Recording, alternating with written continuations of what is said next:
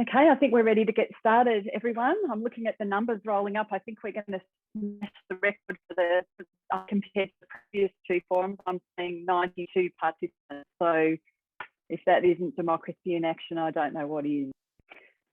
Hello, everyone. My name's Jeanette White, and I would like to welcome you all here tonight. I'm just so delighted to see so many people participating tonight. And I'd like to welcome you here to the third and final community conversation with candidates, with tonight's focus being on the 10 candidates standing for the ward of Tarwin Valley. On behalf of Jen Young, Colin Pidd and the community organisations Merbau Country Development, Merbau North Times and the Leongatha Business Association, who've encouraged and supported this forum, and of course the candidates, I'd like to thank you for coming on tonight and participating in this process. I'd like to take a moment to acknowledge and celebrate the traditional custodians of the lands on which we meet. For me tonight, it's the land of the Gunai-Kurnai people, but for you it may be something different. I'd like to pay my respects to their elders and community leaders, past, present and emerging. I'm sure we would all agree that we're incredibly fortunate to live in this amazing part of the world. If we have nothing else in common, I'm sure it's the love of this land. And it really is a joy to live here. We're surrounded by the most amazing natural beauty and we live a very peaceful life here. And I'm incredibly grateful for that, as I'm sure you all are as well. We have a very short 2 hours together tonight. It might seem like a long time, but it won't be. And I'd like to invite all of you to come to this with a sense of curiosity and generosity, because I think that's the way that we'll all get the most value out of tonight. I'd like to specifically thank the 10 candidates who have put themselves forward to be prepared to represent us, the constituents in our local government. It's a huge time and energy commitment. And I'd like to thank you for being prepared to take this on our behalf. It is no small undertaking, and we really appreciate all the ones that have been prepared to put up your hand. We honour your intentions and your commitment to making a difference. It's unfortunate that we can't be together tonight. We were originally planning to have this in a space, but obviously we all know why we can't do that. And hopefully with the technology gods on our side tonight, we'll go off really smoothly and we'll feel like we've had a really great engagement together. Please be kind and generous to us during the evening in terms of the technology. Let's hope we don't have any glitches. We do have some backup procedures in place to try and mitigate any risks around the technology, but we all know how unreliable it can be. This is a Tarwin Valley Ward conversation. So Colin, who I'll introduce to you in a moment, Colin Pidd, is our facilitator for the evening, and he will be prioritising questions from the Tarwin Valley Ward. However, this is notwithstanding the fact that whoever gets elected to council from our ward will be expected to represent the whole of the Shire in decision making. So I just want to remind everyone that the forum tonight is a conversation between the community and the candidates. It's not a debate. Debates are a very different format and forum to this. I just want to remind people of that. Please take responsibility for keeping your microphone muted so that you don't talk over the top of someone who's already speaking. And once you've finished speaking, please mute yourself again. It goes without saying that we're expecting some respectful and generous conversations tonight. In terms of the questions that have been submitted or maybe submitted during the evening, we genuinely invite questions, but we won't be reading out comments. That's not going to necessarily, statements or comments. That's not going to be that helpful to a conversation. Colin will go through the procedure shortly and introduce himself, but we come at this from a basis of fairness, and as much as possible, every candidate will be given a fair and equal opportunity to speak. But knowing that this is going to be a real dance, it's never easy, but our intention is fairness as a primary value. We also can't guarantee that every question that has been submitted or is submitted during the forum will be read out because there is too many. So there will be some combining of some questions, and that will just play out during the evening. So, but we want to give you the undertaking that any questions that don't get asked, well, actually all of the questions will be provided after the forum to all of the candidates, and they may wish to answer those questions in another way during their using their own channels. So there will be some fairness there in terms of having an opportunity to respond to all questions. Please submit any questions that you have, audience, through the chat function. That won't be seen by all the other participants. They'll go straight through to Jen Young. Please put your first name, last name, and where you live, if you live within the Shire, with your question, and also who you would like the question to go to. It may be to one specific candidate, or it may be 2 or 3, or it may be everyone. It will be at the discretion of the facilitator how many people get the opportunity to answer that question, because obviously we can't have 10 people answering every question, or we just won't cover the range of things that we'd like to get covered tonight. You know, the things that are of interest to the audience. So I think I'll leave it at that for the moment. And what I'd like to pass you over, actually probably first to Jen Young. We've already, in our pre-briefing, the candidates were made aware of the fact that the brainchild behind and the hard work behind these forums has been put in by a woman called Jennifer Young.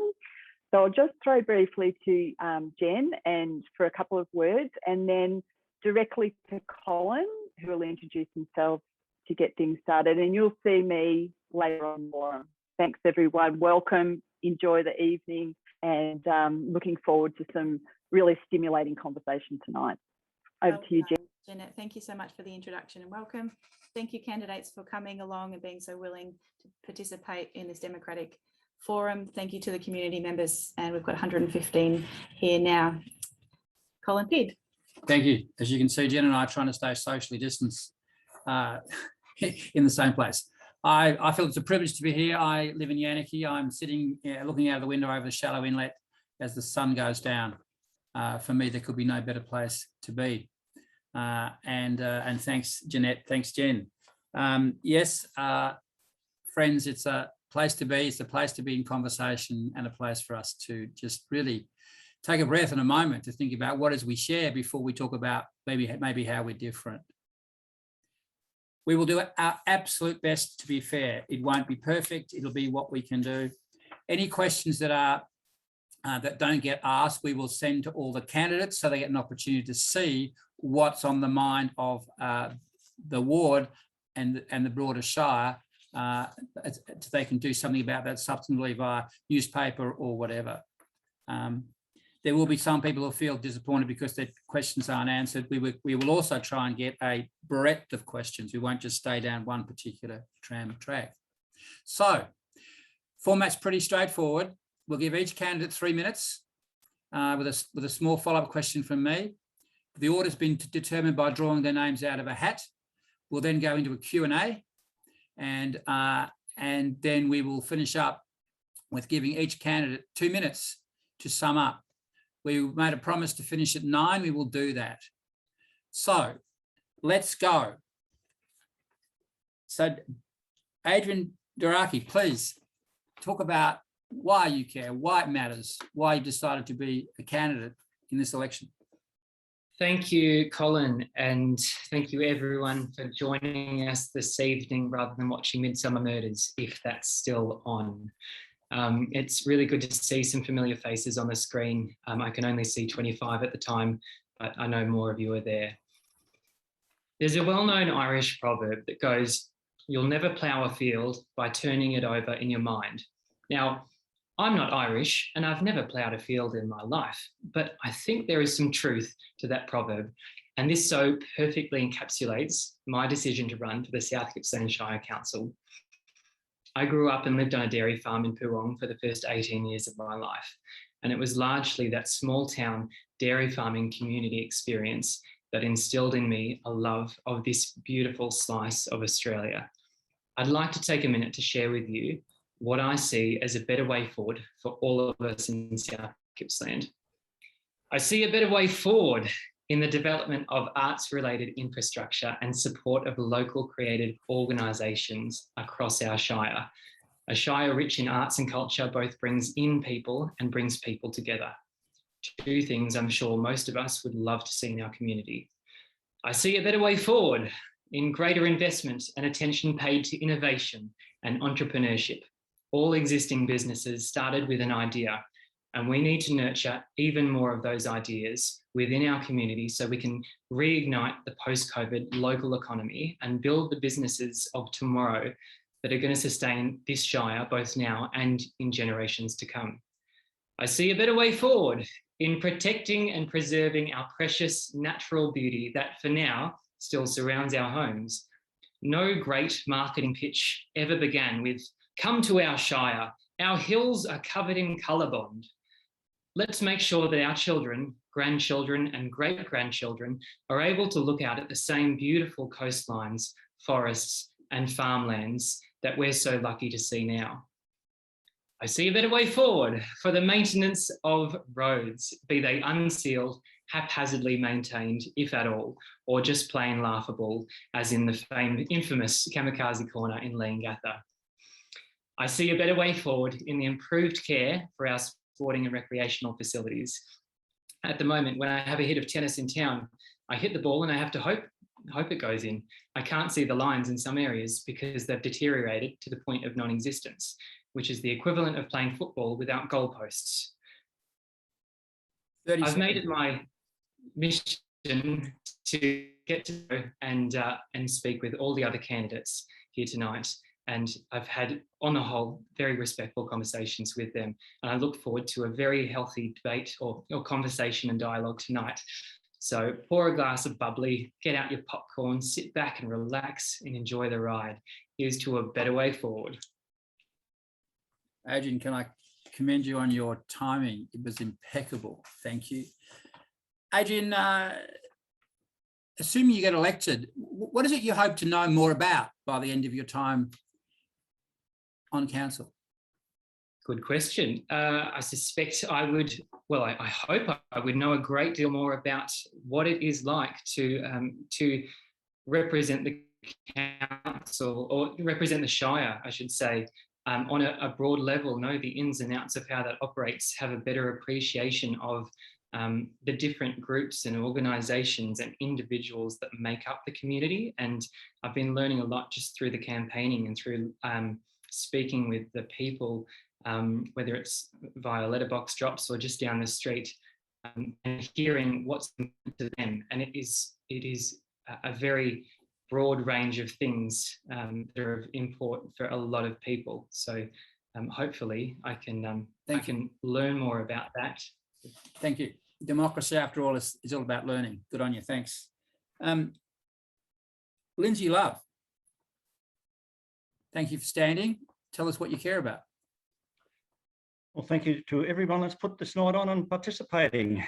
I'm a long-term resident of the Shire. I'm a qualified engineer, planner, building designer. I'm now retired. I'm married with 3 children and 6 grandchildren. I was educated in Leongatha, followed by Monash University, and graduated as a civil engineer. I also completed a postgraduate at Swinburne in planning. My family were farmers, so my early life was spent helping with farm activities, even to going contract hay carting. After graduation, I worked as an engineer with both Readymix, then 10 years at the Shire of Bass. I was also a part-time farmer at Tarwin Lower, running beef and sheep. I was on the local CFA, school council, and helped establish the Tarwin Lower Community Health Facility. In 1988, I moved to Leongatha. I've been a consultant engineer running Love and Associates Pty Limited for over 20 years prior to my retirement. In addition, my wife and I established childcare businesses in the Latrobe Valley. We built the businesses from the ground up, employing around 30 staff, while also running the engineering consultancy and my wife teaching. We understand the financial pressures of being business operators. I've had almost 60 years involvement with the Leongatha Cycling Club. I've been a competitor, official and promoter. I've been club referee for over 30 years and volunteered many nights and days to support cyclists. I still regularly ride my bike, enjoy gardening and rock and roll dancing. I have an extensive knowledge of the Shire from my work as a consultant, visiting many properties and areas. Also, as a keen cyclist, I've been over most of the sealed roads in the Shire, either as a rider or selecting race routes. I believe I'm well equipped to represent all constituents. I'm an independent candidate and do not receive any financial support from any source. Since 2016, I've been Secretary of the South Gippsland Action Group. This group worked for reduced rates, better hardship policy, and repair of roads impacted by landslips, just to name a few. We developed the concept of growth for reduced rates. We regret seeing council lose the local out of local government. We need better community engagement by council, which allows residents input into decisions which affect them. Council documents produce many fine words, but it often ends there. We need to convert words into action. Let's stop gathering dust on those reports.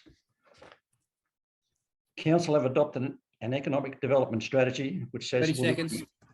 Investment ready, but council has no definition for investment ready. We need better than this. And I feel I'm better equipped than others. I shouldn't need so much learning on the job as I think lots of new councils will. Thank you all, and best of luck to everyone. Thanks so much, Lindsay.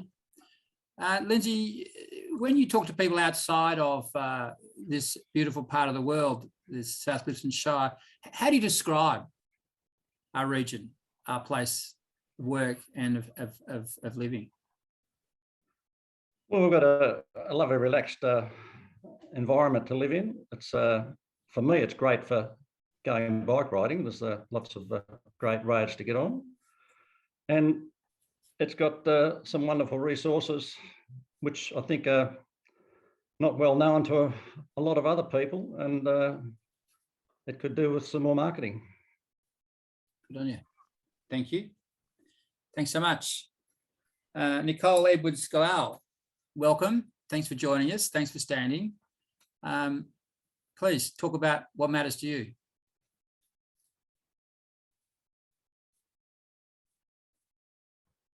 You're on mute, Nicole. It's all right. We've all done it. We've all done it. I've got a T-shirt that says you're on mute. Yeah. Please go ahead. Oh, well, thank you, Colin. Thanks, Jen. Thanks, Jeanette. Hello, everyone. My name is Nicole. I'm a first-time independent candidate, a mother, a student, and I have a background working with families and small business.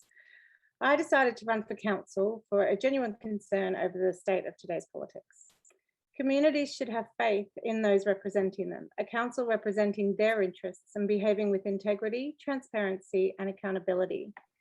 With this election, I'm hoping to see a new form of politics, one that is founded on listening, respect, empathy, and a desire to understand what's truly important to the community.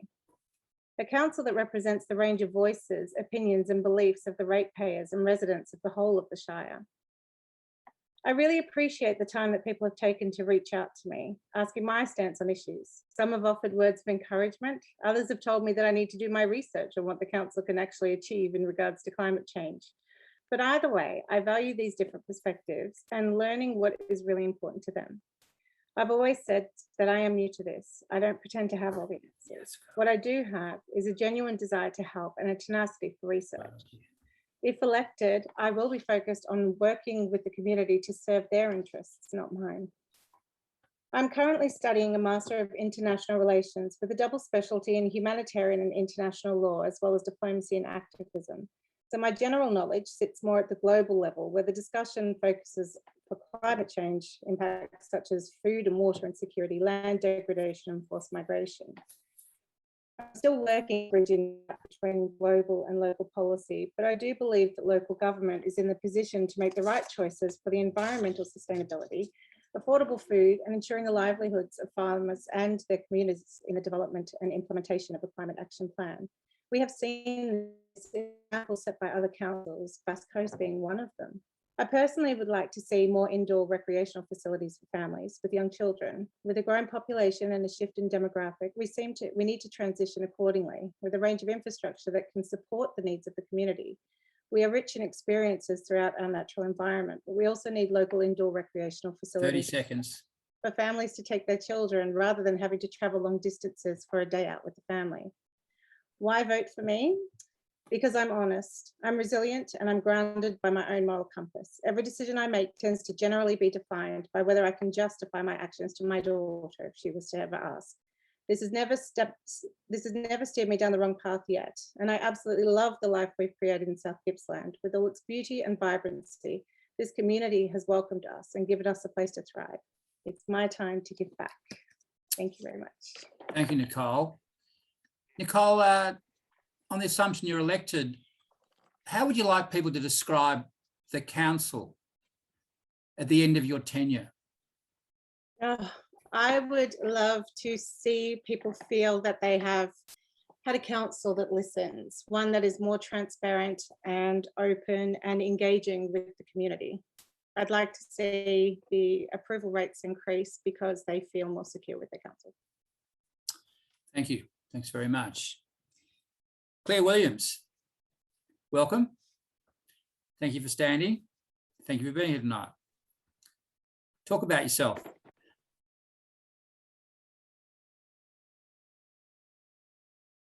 2 seconds. Hello, everyone. I wanted to thank everyone for coming and taking the time to get to know your candidates. Making informed decisions about your candidates that align with your values is all that I'm asking. I'm a mother and a business owner, and my background is in children's services. I've lived and worked in Langatha for over a decade. I thrive when I'm out in my community, and I'm dedicated to listening, collecting information from a wide range of people, and I will make sure that I understand all perspectives before making any of my decisions. I'm passionate about good decision making that is inclusive of all our residents' needs when looking at planning. Making sure we maximise all grant opportunities and the best use of our rates. Budgets are vital for good performance and community fairness. Having team players that are passionate, inclusive and respectful are passionate about inclusive and respectful relationships in council are ones that I would like to be representing our LGA and improving our community and its assets. We need to build on these assets, ones that we can be proud of and ones that will last. One of these assets that I will be advocating for is children's services. They are an essential service. I will also be backing business support and growth. I understand that council isn't in the business of local business, but we can be there to help and to support the setup stage with the permits and processes that need to be completed. I've always been involved in my community and volunteering for many years with many groups. Running for council is the next step to increase that involvement and be the change that people want and need to see. This opportunity has already taught me so much, and I'll hopefully be able to take on more soon. I'm here to support you, and you're the reason that I'm standing. I want to be that connection between our residents and council, be that active, listening and participating in our projects together. I'm super proud to say that I'm a practical person. I don't like waffle, I like facts. I want you to show me, to take me for a walk. Let me experience the same things that you do. 30 seconds. So I can better understand the issues that you have. Let's walk the path and let's walk it together.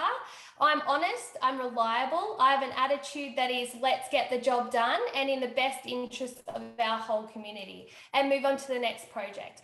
I am goal driven, whether it be short term or long term. I'm a planner, and I'm ready to plan for the future of opportunities for ourselves and our kids.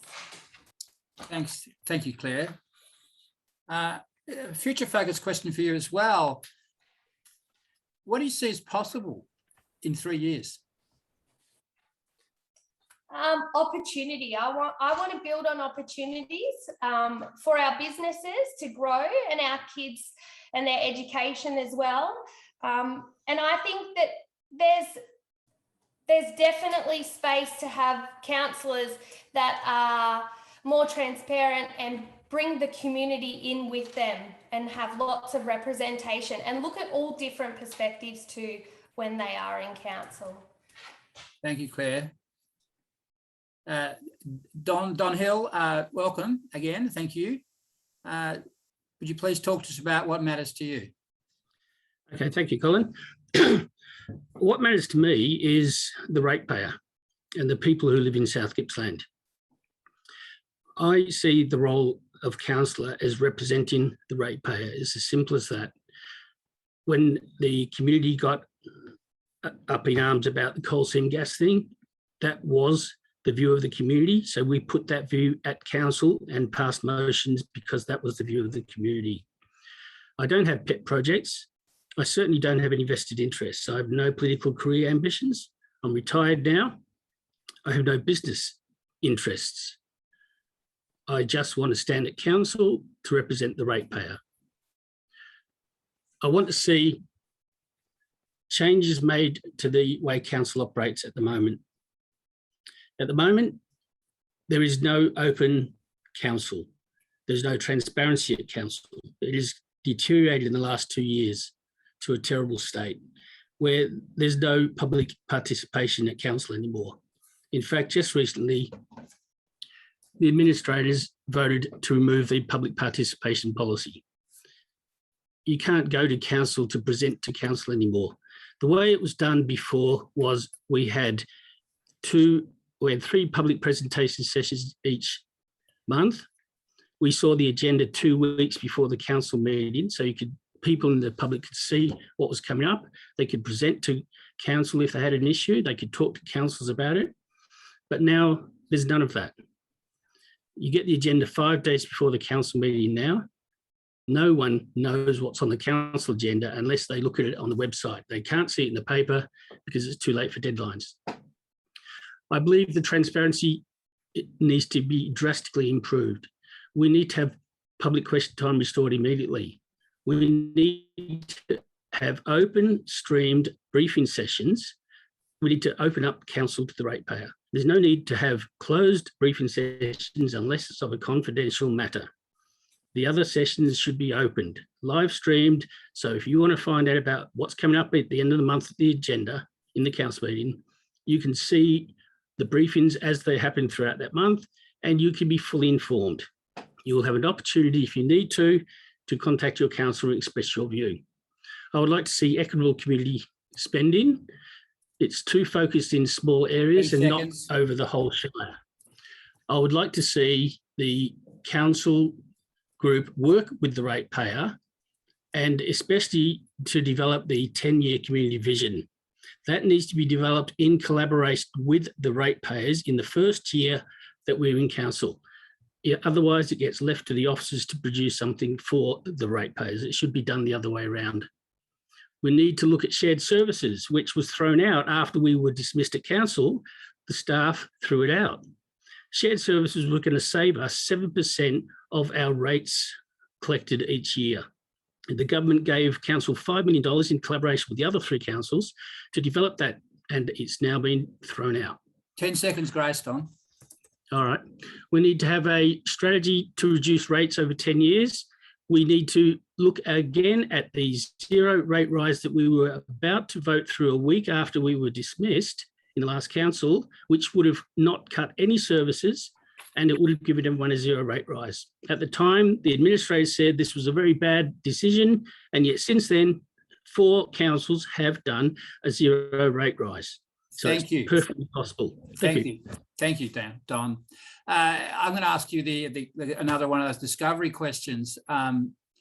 What is it you hope to discover as a councillor, as if you were elected over the 3 years? Well, I've discovered a lot in the time I have been a councillor. What I'd like to discover is that the council group, the CEO, the administration, all work hand in hand together as they're intended to for the benefit of the community. That's what I would really like to see. I would like to see a council group without vested interests, everyone who's elected representing the ratepayer and not having to check outside council before they make a decision. It should all be done as it's intended, and that would be great to see. Thank you. Thank you. Leslie Harmer, welcome again. Thank you. We'd love you to talk about what matters to you. You're on mute, mate. Let's get us off. All right. Thank you, Colin. I want to thank, first of all, both the MCDI and Melbourne North Times for giving us this opportunity. My name is Leslie Harmer. I'm a resident of Melbourne North and live with my wife, Diana. I have 2 children and 2 grandchildren. I have a degree in business administration from Monash University and a diploma of company director from the University of New England. Therefore, I was admitted as a fellow of the Corporate Directors Association of Australia. I spent around 8 years on industry boards in the chemical and the plastics industry.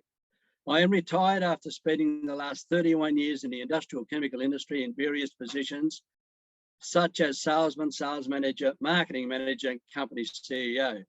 Before that, I spent 28 years in manufacturing of ceramics, earthenware, and porcelain.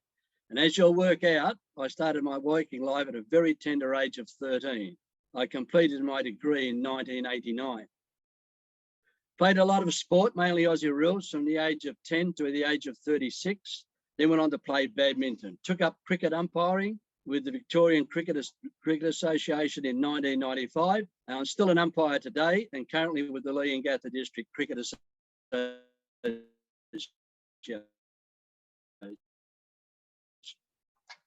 Since moving to Melbourne North, I've been involved in community organisation with 3 other local businessmen, currently secretary of the Melbourne North Garden Group, worked as a volunteer with the Melbourne North Times until my announcement as a candidate for this election.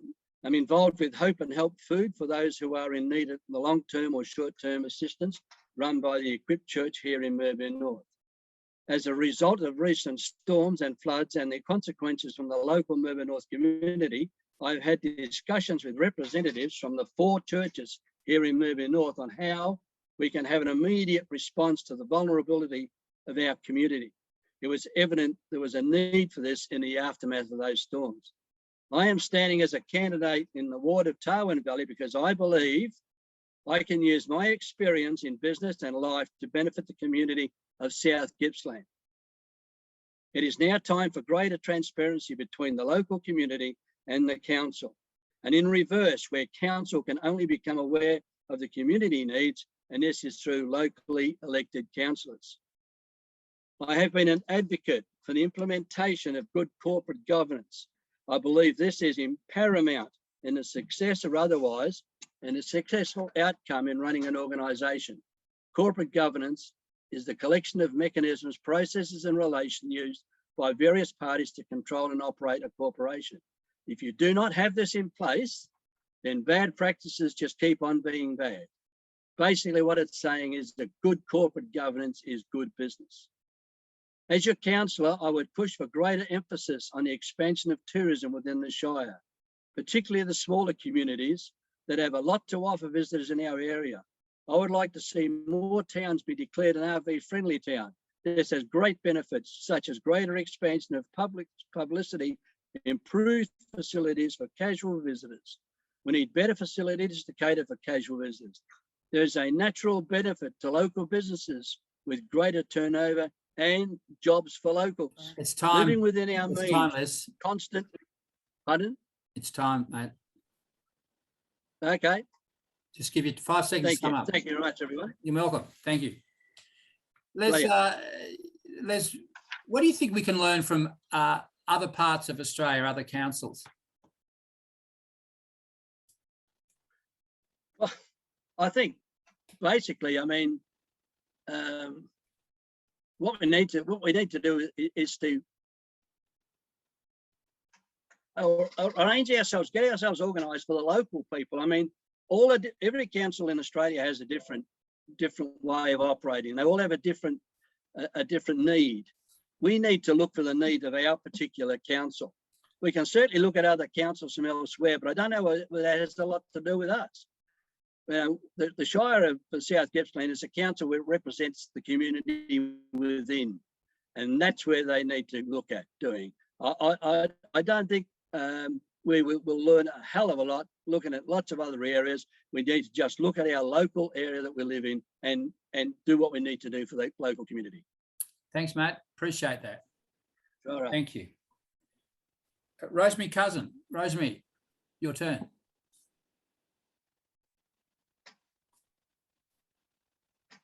You're on mute, Rosemary.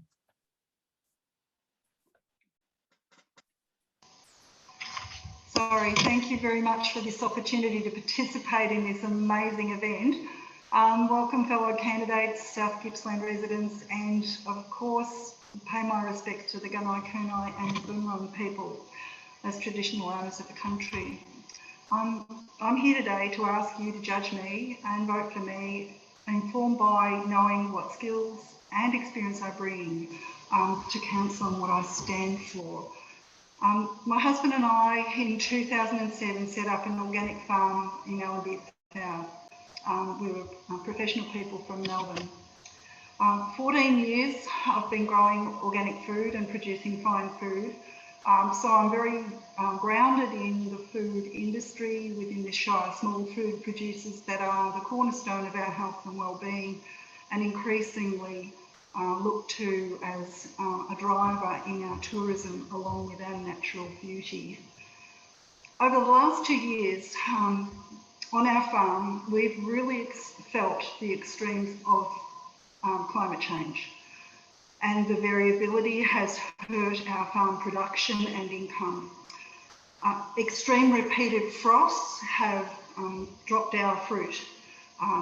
Strong winds have destroyed the blossoms on our trees. It's caused fungal diseases, and some of our animals have died. And we are not alone. In those extreme weather events that were talked about just before, we had dairy farmers here that had power outages that lasted for 2 weeks. Roads were cut off, trees fell. We had serious situation that really needs to be given much closer attention.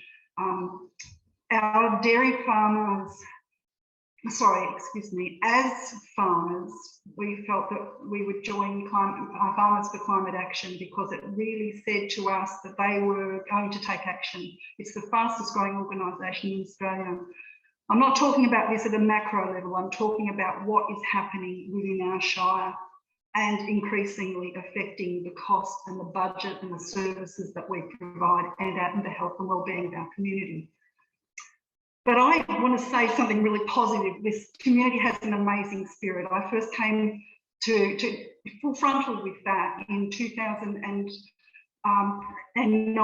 when the Delburn bushfires, absolutely incredible.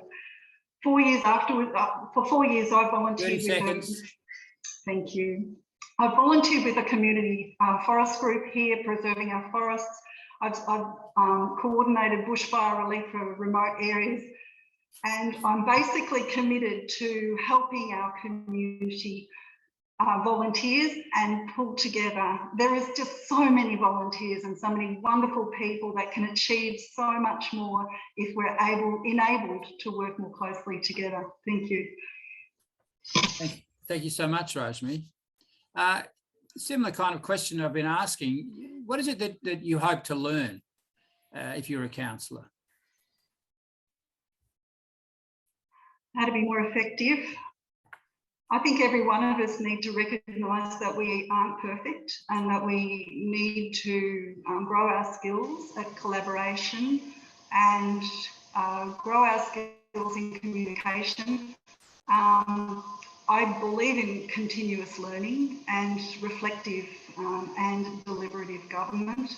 And what I want to do is find a similar group of people who are willing to really learn as they chew and walk and do.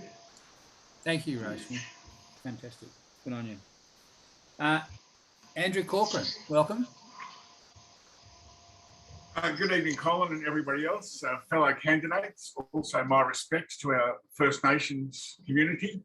I'm standing because Linda and I chose Melbourne North and South Gippsland as our retirement environment 11 years ago. We built our own house, 6.5 star, very comfortable, beautiful part of the world near the rail trail in Melbourne North.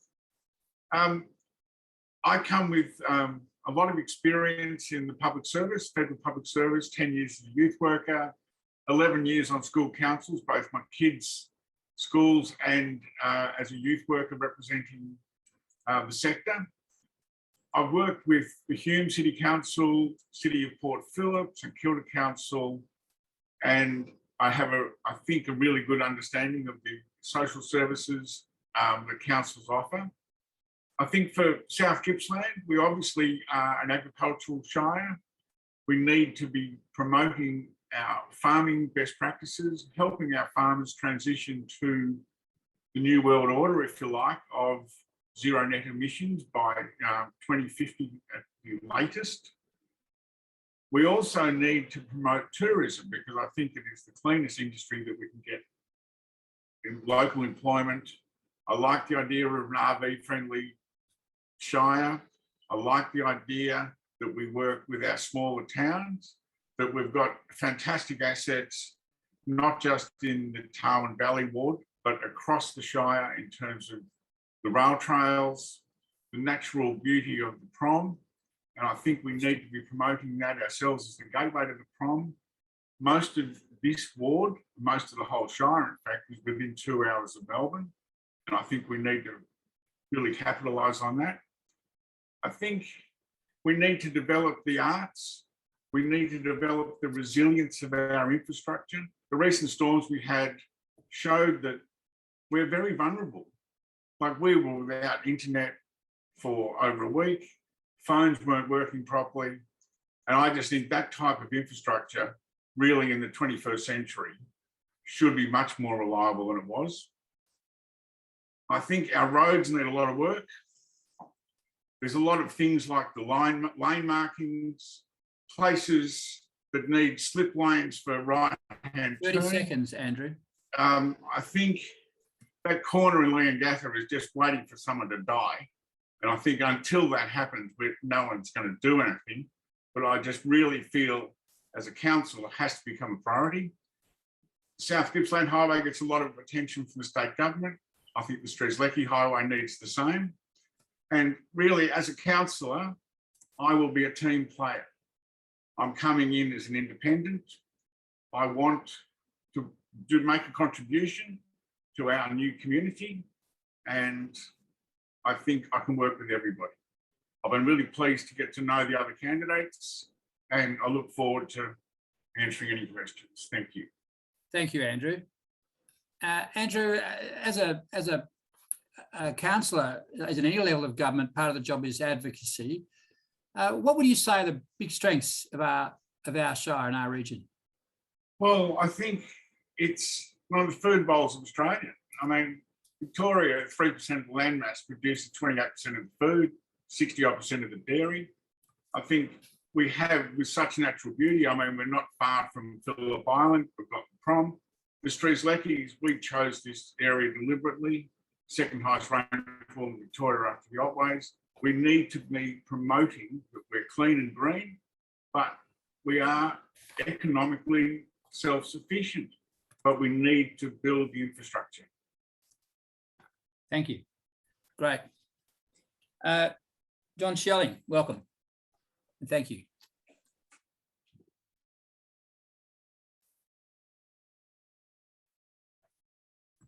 You're on mute, mate. I thought I had it right, Don. Thanks everyone for having me along, and thanks Colin, Jeanette and Jen for your volunteering to host this. My reason for standing, I've spent my whole life living in the South Gippsland area, and frankly I was embarrassed as a 62-year South Gippslander of the actions of the past council. The negativity caused by their sacking and the antics following has carried on for 2 years now through the local press and other mediums. This needs to end with this election. We need a new group of councillors who are fully in touch with the community and go back to the basics of being a councillor. In my past life, I've been used to putting my hand up where needed to achieve results. I've been president or secretary of 12 different volunteer groups throughout Gippsland. My volunteering in community life has seen me rewarded with life memberships of the Leongatha Basketball Association, Stony Creek Football Netball Club, and the Leongatha Town Cricket Club. When president of the LBA, we as a committee oversaw the building of the new basketball stadium in Leongatha, following some great collaboration with the South Gippsland Shire. For the Town Cricket Club during my tenure, we built new function rooms and a turf wicket on the Leongatha Primary School Oval with a very good support of local businesses. And these are state-of-the-art compared to many cricket facilities in country Victoria. For our residents, we need to provide infrastructure. Wrong. Keep going. I apologise. For our residents, we need to provide the infrastructure they seek through the support of businesses to keep our towns and regions well serviced. This includes industrial space and, of course, housing land, which then create jobs to keep our youth here. Our agricultural sector, who are our primary income source, require the strong support of a network of specialised businesses to provide materials for them to do their work.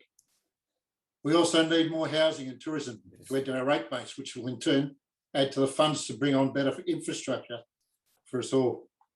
With recreation, we need to provide real assistance to our hundreds of volunteers who give their time freely to ensure that our community team sport and individual exercise pursuits can be enhanced through implementing the facilities needed. We have a strong network of recreation reserves dotted through our towns, which require a bigger focus on bringing and keeping them up to standard. As for our roads, they are a critical conduit for us all to go about our daily chores. The concentration of provision for well-maintained roads is paramount, and get our transport in and out of agricultural properties, getting our school children safe from home to school and back again in buses, getting our workers to and from their jobs and more. As for rubbish, we seem to have a very reasonable system operating currently, but need to invest in provision of hard garbage for those who simply can't get to our tips, recycling ideas such as paper and plastic bins, and extending a drum muster off at our landfills. In short, as a Shire, we need to be in touch with our communities. We have some wonderful attractions through South Gippsland, many of which run under the outside well. We need to bring them here, show them what we have, and maybe get them to stay. We have it here, we just need to grow it. Great. Thanks very much for listening. John, I genuinely apologise for interrupting you earlier. I was ahead of myself. It was minute 30, not 2 minutes 30. I'm sorry about that. John, similar kind of themes to some of the other questions. What do you hope to discover if you were elected? What's important for you to discover as you make decisions on behalf of the community? So, being very relationship bound in my thinking, Colin, I just hope to discover other people's thoughts, other people's ideas, other people's wishes and wants. We all have individual thoughts and where we want to go with our life. We just need to make sure we're listening to everyone who has a thought. So discovery is what it's all about for me. Thank you. Last but absolutely not least, and thank you for, sorry you got the end of the list on that. You're coming out of the hat, Jeremy. You're looking very comfortable there. Talk about yourself. Talk about what matters to you. Oh God, look at the double thing, never mind. Okay, Colin, thank you very much. Hello, everyone. I'm probably too comfortable, aren't I? I've got myself better seated. Okay, why am I standing? I think that most of us have a great passion for the area and an appreciation of the fantastic place we live in. Okay, my story is that I've been a farmer for most of my life. I originally came from Melbourne, but farmed in Western Australia and came to Berries Creek in 1980, where we were lucky enough to buy the properties surrounding Mossvale Park. Farming is such an important backbone of our economy and all the businesses that flow from it. So I have a great appreciation of the difficulties that people face in surviving in a day-to-day business, whether it be a small business or a farming business. So I feel that gives me a good basis for talking to other people. As a consequence of learning about the farming cycle, I think that we need to look at other ways of sustaining our economy.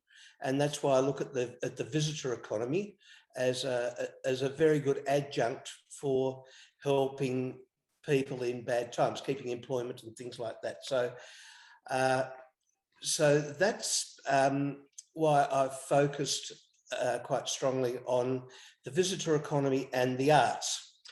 Now, I am a community-minded person. I've been involved with lyric theatre for over 30 years. I was president at a particular time, and you see the strengths that communities bring together, that groups of people bring to a community when they're all relating to each other. So 30 seconds. Right, very quickly. Rotary has taken me into different areas as well. I'm passionate about energy. I did run an energy forum when I was president of the Rotary Club to bring information to people as to how to improve their day-to-day lives in this new environment that we find ourselves living in. So we do live in a time of change, and I celebrate that. I'm excited about it, and I haven't said half what I wanted to, but I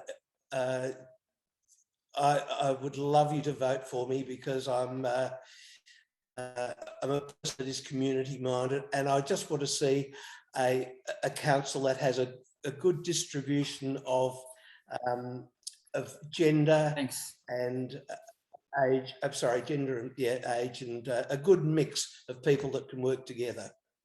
Right. Thanks, Jeremy. You got another 2 minutes at the end. You can no doubt find some there'll be space there for you to add to this. Jeremy, if you were elected, what are the strengths that you see in this region to build on? Oh, golly gosh. Well, it's a beautiful part of the world. And I know from my farming years that we've got some fantastic resources here that that we can continually build on. 2 hours from Melbourne, we've got a movement of people coming from Melbourne to live down here because we are close and they're talented people, and that's helping grow our community as well with new ideas. So as people have said, we've got the prom, we've got Phillip Island. We do need to. You got it, Jeremy. Thanks. Thank you. Sorry. Okay, Colin. Sorry, I've gone on too long. Jeanette. Okay, well, that's. I'd just like to say thank you to the 10 candidates for the time and obvious effort and deep thought that has gone into those presentations, and I think they've been really illuminating. We'll move quite quickly now on to the next part of the evening, which will be the question and answer session. There has already been some questions submitted prior to the event, as was an open invitation. And I would invite you, if anything has been raised for you that you'd like to ask tonight, to pop it in the chat. You must put your name and where you live on that so that we know who you are and who you would like the question directed to. And finally, whether you would like Colin to read the question out for you or whether you would like to ask it live. Thanks. Back to you, Colin. Thank you, Jeanette. So yes, let's get into the next set of questions. We've had a lot of questions. We're not going to get through all the questions, but we will pass all of your questions, if we don't get to them, on to the candidates for them to respond in their own particular way through their own channels. We've had a lot of questions, particularly around climate, a lot of questions around integrity and transparency. We'll come to that question later, but I'm going to begin with a climate question. Tony Walker, I believe you're online. Tony, would you like to ask your question, please?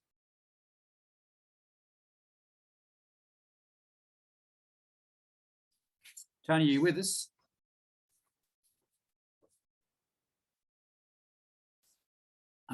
I know Tony was with us. I'm guessing there may be some technology challenges. So let me ask the question on his behalf.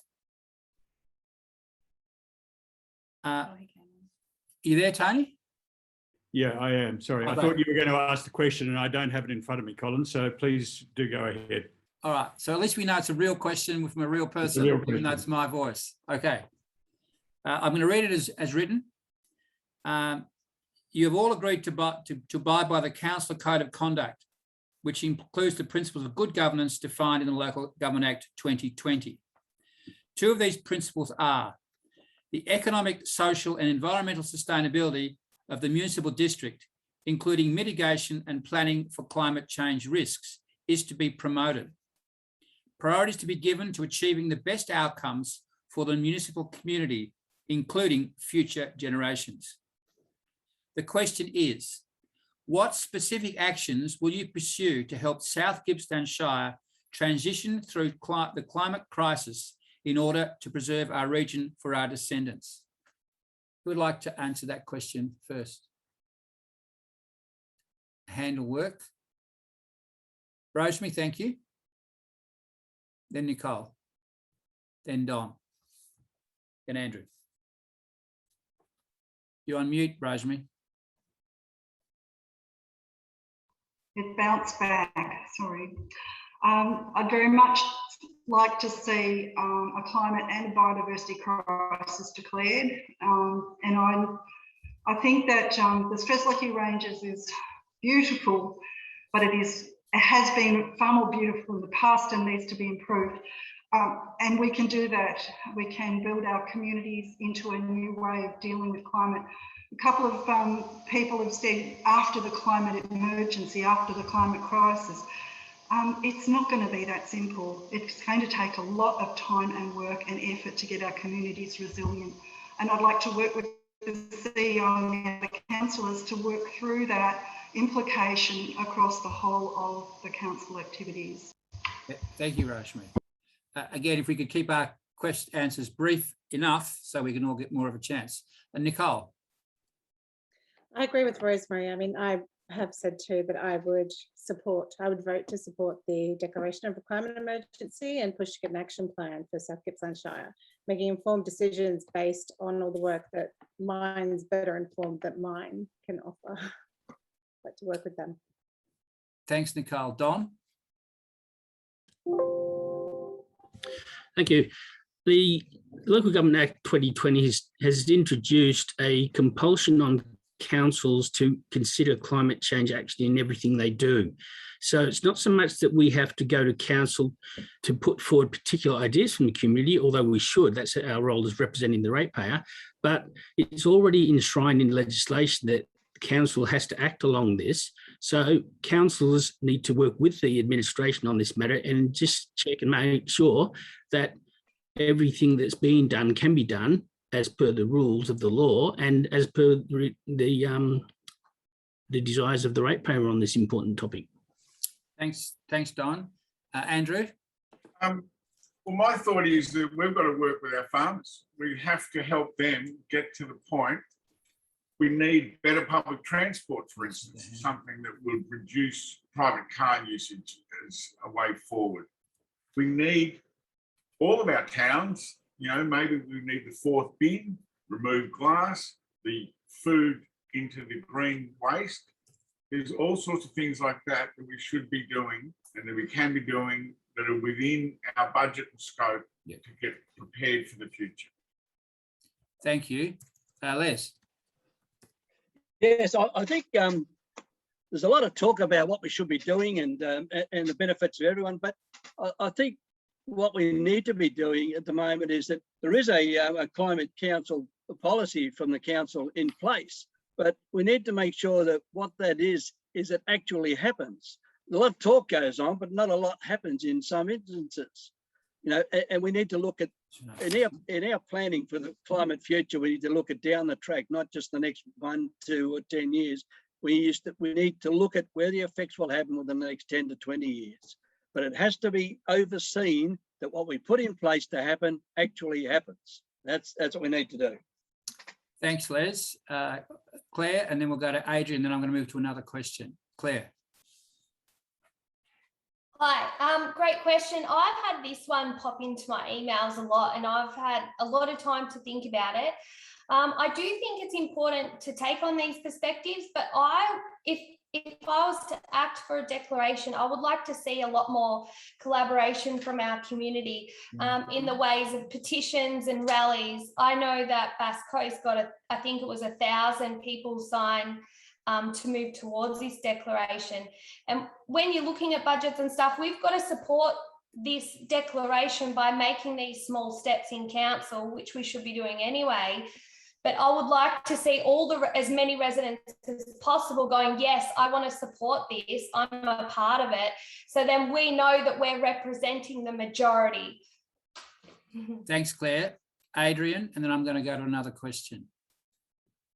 Yeah, thanks for the question, Tony. In terms of like you're wanting specifics, so I mean you can't manage what you don't measure. So at the moment, what is the council's carbon footprint there? I understand there's emissions targets for pre-2005 levels, but let's start with what we're currently putting out and go from there.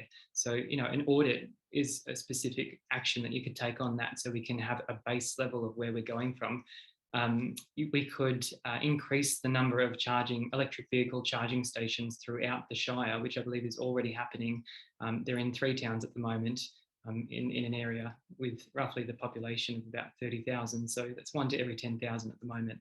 That could certainly be increased. We could encourage farmers to explore carbon offsetting in terms of tree planting there. We could increase the number of trees within the Shire, street trees, private property, and by reforestation of natural areas. Thanks, Adrian. I've got another climate-related question that represents a bit of a theme. I'll read it verbatim. It's from Veronica Hamilton, Melbourne North. And Veronica asks, which candidates would support South Gippsland Council to declare a climate emergency and work with local and expert groups to address this?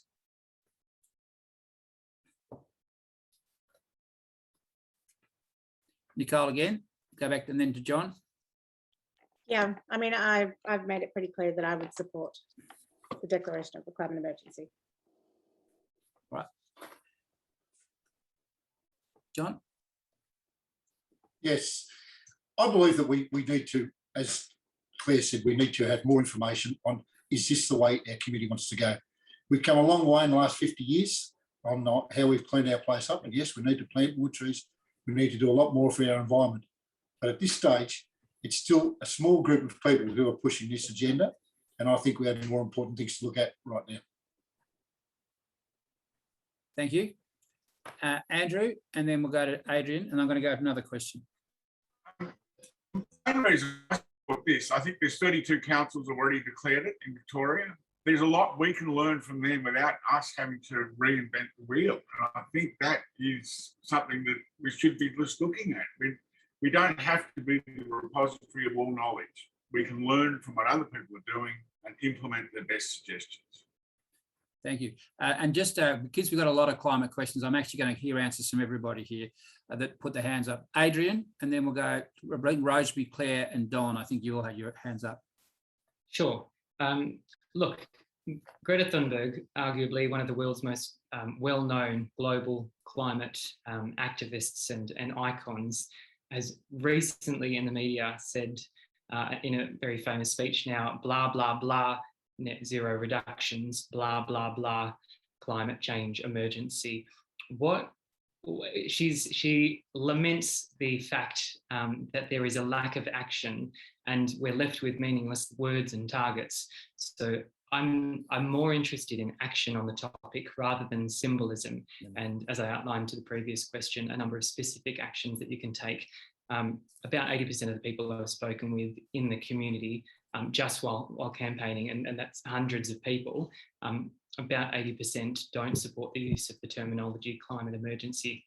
That's not to say they don't and think it's important, or that I don't think it's important. It's a very, very important issue and will be at the forefront of my mind if I'm elected to council, but it can be a divisive term. And if you divide we're not going to make much progress on the issue. So I'd rather bring people together and move forward using terminology that doesn't divide. Thank you. Claire, Rosemary, Claire first. I think you wanted to answer it. I think I'm. Yeah, I just wanted to use my experience during campaigning as an example. So people have made contact with me about their climate emergency. I like to think of it as business, not as usual. So for me to, if I was to be an elected councillor and to act, I've had contact with 2 groups and 3 individuals. For me to make a decision for our LGA, it would need to come from more than that. So I would try and entice people and say, come on, you need to get together and get that petition, do that rally, show me that there's more than these 5 people that are popping into my emails, and you know, make that decision, and let's do it all together with as many people on board as possible. Thank you, Claire. Rosemary, then Don, then Jeremy, then I will move to the next question. Thank you. I think it's really important to pull science together. There's so many reports around. There's so much impact. CSIRO have done work on this as the climate impacts on the community. That won't take a great deal of time. We are really running against the clock, and I am totally and utterly supportive of making sure that we communicate with the community. I'd like to see, in the very first instance, before any declaration is made, a study of all the data, pulling that data together to look at the different sectors across the Shire and understand the impacts that that's having. And that will allow us to provide a lot more informed discussion with different sectors in the community. That will build us up, but we can't have a general discussion about a Facebook type discussion about I like it, I don't like it. We need information that's really backing it up. I'm with Adrian on having stats behind it. If you can't measure it, you don't know what's going on. But there's already many people, including local governments already, state governments and the federal government, that have all got the data about what impact, the carbon imprint. We can actually then translate that into an understanding about what's happening with each of the sectors across our community. Thanks. Thank you. Don? When the Preserve the Forest at Melbourne North came along, because of the threat there, I went to council and said, this is what the community wants. What can we do for the community? So we moved a motion and provided support to the community there. And from what the community said, it was well received and very effective for them in their fight there. This is no different. The research says that 70% of the population believe that climate change is an issue and it matters. So we don't need to wait for someone to send us an email. We can just go out and talk to the community and find that that is what the community is thinking. Now, if the community wants that, wants the councillors to represent them, that's what I'm there for, to represent them. And if 70% of the community are saying this is an important consideration in what we do, then I will take that important consideration to council and do whatever we can. Thank you. Jeremy? You're on mute again, mate. You're on. Thanks, Colin. Okay. No. Such a precious planet that we live on, and I do believe in climate change, and I do believe that we should strive to achieve our 2030 and 2050 goals. I do believe that the terminology, I've heard too many words in my life and not enough action. I think that we have to bring people together, not frighten them away with big words. So I think that as a community, we should look at what we can do at a local level. For instance, is the Shire moving their car fleet to electric vehicles, for instance, as they run out their time? Could we link all the solar panels in the industrial estate and feed the electricity back to the Shire? There's a lot of practical things we can do on the ground that can make our little area better environmentally. Thank you. Thanks, Jeremy. Thank you. I'm going to move on. Fred Cooper at Miraboo North has a question. Fred. Yeah, thanks. Thanks, Colin. So my question, how important is it to you that there is a positive, collaborative and trusted relationship between councillors and council staff? Thank you. Lindsay, I'm gonna, would you like to say something on this particular one? I noticed you've been somewhat quiet, and I want to make sure you have to have a space, and I'll go to the other people with their hands up at the minute. The councillors have to deal with the CEO first off. The CEO directs the staff, so the instructions from the council need to go to the CEO to then inform the staff on the direction that the council wants to take it with. So we by and large don't have a big lot of interaction with the council staff. We're supposed to direct those actions through the CEO, the proper channels. So there shouldn't be any great drama about having cordial relations with people if can respect them. But there is a need for the council to have a new direction in terms of how it's operating. We've found a lot of arrogance in terms of how council staff have been reacting to people, so need to change. Thank you. Adrian. Yeah, look, we're, if elected as councillors, we're going to be, yes, communicating with the CEO there, but we're going to be relying so much on the council staff who are going to be putting in a lot of the hard yards there. And I think it's so important to respect everyone on that staff, something that I don't think has always been the case in previous councils. And I think it's really, really important for transparency, for open communication and very respectful communication, because we rely on them just as much as they rely on us. Thanks, Adrian. Claire? 100% respectful, positive, progressive culture has to be. We're there for 3 years and we want to make it worth it. We want to make these impacts and it has to be positive. Thank you. Don? Yeah, there's a lot of myths about the interaction between councillors and staff. The councils must work through the CEO. We're not allowed under the Local Government Act to direct any officers. Hence, the interaction with the officers is generally in the council meeting room with the CEO president and just a few key staff. If certain staff are to do with a particular project, they'll be brought in by the CEO to brief the councillors. So it's generally in that environment that we have interaction. So it's just a few staff at a time. And we as councillors are not allowed to wander around the office and go and chat to staff members. That we can't have that interaction because that can lead to improper directions from councillors to staff, and that's not allowed. So the interaction is not as clear as people think. It's really in a room with the CEO there, and he is the one that is responsible for the staff. So the staff brief the councillors do not interact and give direction to the staff. Thank you. Just briefly, please, John.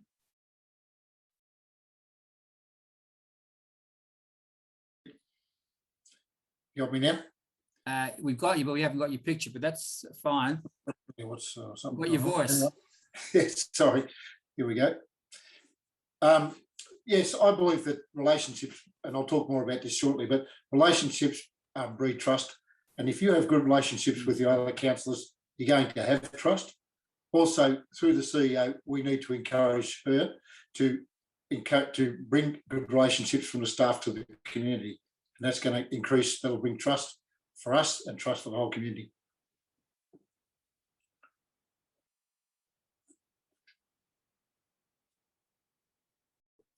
You're on mute, Rosemary. I was on mute. I was on mute. Rosemary. You got my disease. It's catchy. Absolutely everything that we do in relation to the staff has to go through the CEO. But I hope that it's not just us sitting with staff in rooms. If once we get a much better working relationship and agreement process with the CEO, there are times when councillors need to go out to places with senior officers or other officers of council, as long as those processes are also respected, then the knowledge and skills of the staff can actually contribute to the knowledge and skills of the councillors. I'm hoping that things will open up a little bit more than even what's being suggested at the moment, but that's entirely a negotiation discussion, first of all, to be had with the CEO and the councillors, just to see what are the protocols and arrangements that we can make to be respectful and very proactive and working together. That's the spirit that I'd really like to see. Thanks. Thank you. Just briefly, then we'll go to another question. Andrew, Nicole, Les, if you could just be brief, we'd appreciate that. Very brief. Service should be our culture. So that's something we've got to communicate to the staff through the CEO or wherever. But we also need a whistleblowing process. And that means we've got to be able to get feedback from staff. Thank you. Les, then Nicole. You're on mute, mate. Yeah, well, I've just clicked on. I'd have to agree completely with Lindsay Love. You cannot have a proper organisation if it's like same as a board. You have to go through the CEO so they can put their directions from the councillors to the staff. You cannot go directly to the staff. All that does is create confusion. It cannot happen. Thank you. Nicole, finally. I was just going to say, in a democracy, it's healthy for councillors and staff to have a variety of views, but respectful relationships are essential, as well as trust and being open-minded. Thank you, Nicole. We've got a question from Jen Anderson from Leongatha. Jen, would you please ask your question? Hi, everyone. Thanks for having us. My question's mainly for Adrian, but others probably have an answer as well. Adrian, you're against urban sprawl. You've made that really clear. Yet there is a housing crisis at the moment. Affordable housing is really hard to come by. So what do you propose? What are your ideas to resolve it? And I will open this up for other candidates to make comment. Adrian. Yeah, really good question, Jen. Thanks for putting that to me. Population growth is inevitable as far as the foreseeable future is concerned, and I completely understand the lack of social housing there. I think it's a matter of, so part of my platform is innovation, and that involves innovation in terms of supporting industries to come up with a better way in terms of the way we make houses, our idea of the great Australian dream turning into maybe a greater Australian dream that is more sustainable in terms of this space that we allocate for that housing, because it's all well and good to just expand and expand, and then we're lost with one of the major assets of our region. So I think it's about balance, and I'm not an extremist in any sense of the word. I'm very much about balance. So it's a balance of that population growth, and it's also with that innovation and preservation of land. And I think that's sort of where we need to fine tune it. And there are already growth areas dedicated in South Gippsland. And some of those, as was explained by one candidate on last night's forum, one of those areas is becoming very, very big now. It's becoming very developed. So it's about finding that balance there. Thank you, Adrian. Lindsay. Yeah, look, the council's just got very limited land that's on the market for development. I mean, it's we've had areas that have been indicated for industrial land, and council haven't facilitated how that would be developed. Plans have been in the books for 10 years, and we've seen nothing happen. So we've got words, but we don't get action. So we need more of that, but we need more land. There's people wanting to come, but there's nowhere for them to go. So we need a lot more land looked at that can be done sustainably in lots of areas. I'm also on the South Gippsland Water Board's Community Advisory Committee at the moment, and there's a problem with water supply. So we've got a lot of planning to do, but we've got to look at where we can put people. and do it in a sustainable and environmentally sensitive way. Thank you, Lindsay. Andrew, then John. Well, I think we maybe need to look at improving the density of our current towns. So rather, we've got to have a right to farm, we've got to maintain ourselves as a food bomb. So I think some of the real problem is just the cost and all rental accommodation becoming Airbnbs and that type of thing. We need a way of helping our more vulnerable citizens find affordable accommodation. We need farm workers able to stay near where the work is. And they're the types of decisions we need to make as a council. Thank you, Andrew. John, then we'll go to Ray. Yeah, I think there's a real opportunity that for us to grow some of our smaller communities, such as Dumbalk, Fish Creek and Tura, and improve the sustainability of them as towns, and take more people there who can volunteer and assist their communities to improve. So I think there's some opportunities out there if we want to have a look at them. Thank you. Andrew, you already had your hand up, sorry. Rosemary. I think there's a short-term and a long-term issue to be looked at here. Short-term, there are some immediate crises that are being experienced, partly COVID-driven, but partly also to do with the tourism pressures, particularly in our coastal areas. There's a longer-term population strategy and growth strategy that we need. If some of those reports that Lindsay mentioned are already in hand, I think we could do things very quickly without very much expense by going quickly back over what has been done, getting a briefing on everything that's been done to date with regard to population growth and housing and industry, and then work out what the gaps are. But we should be moving fast because our economy is changing so fast and the council is so slow to keep up. We need to pick up our speed of response. Thank you. Thanks, Rosemary. Don? Yeah, people need to understand that the state government has a regional development plan, which is publicly available, and that defines where growth has to be contained to. So if the community wants to do something different, it really needs to understand what the government has planned for us already, and then council can lobby to have that change in some way. With regard to farm work accommodations, the government brought out a law last week for planning that if you're building farm workers accommodation, like fruit pickers accommodation or something else, you do not need a planning permit anymore. Now that's a really big step, and I'm just waiting for someone to try to build something down in South Gippsland because they tend not to like how the farms are. So things are changing, but the community need to understand there's a regional plan from the government, and the councillors need to discuss this at council if the community wants something different. Thank you. We've got a lot of questions that are about integrity, about transparency. Some of those questions, I have to say, we just can't read out on the screen. But it's clearly some people are angry, and there's a lot of angst in various communities.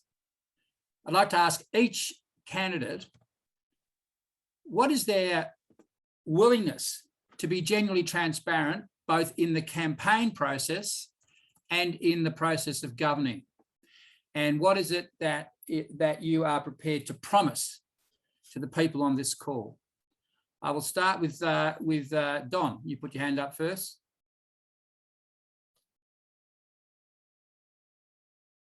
You're on mute, mate.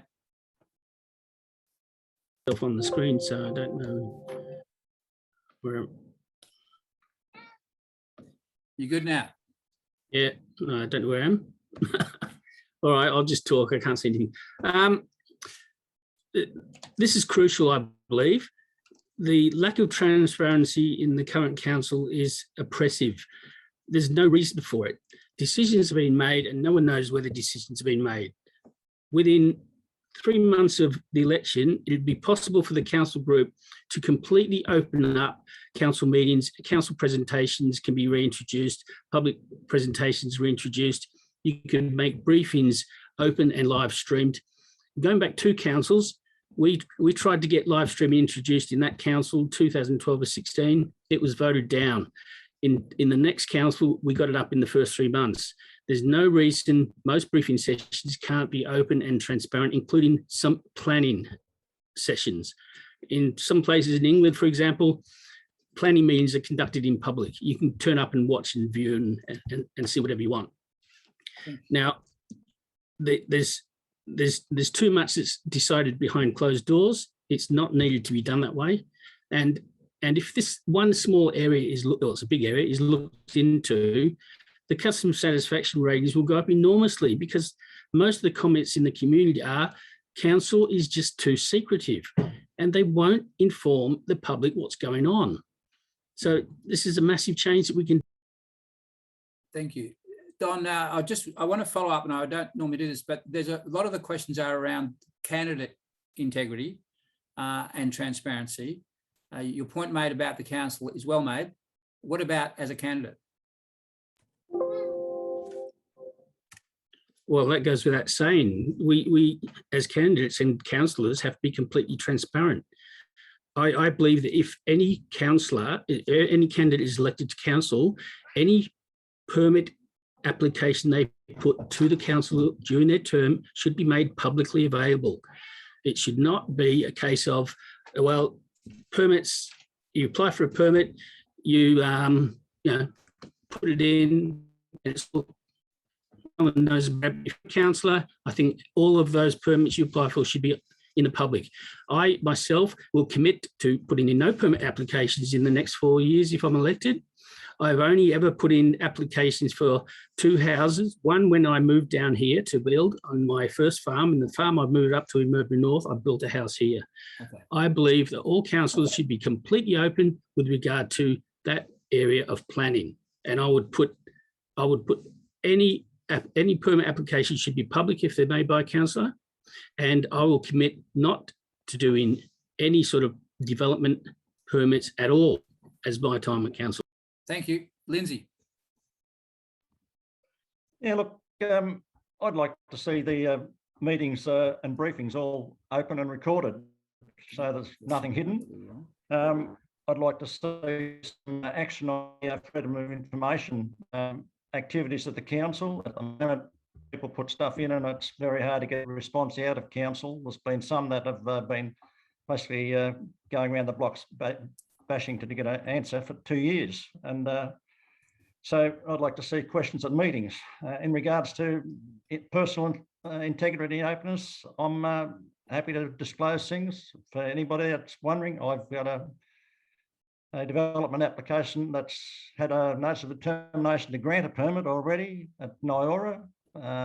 Whether I keep proceeding with that development, I don't know.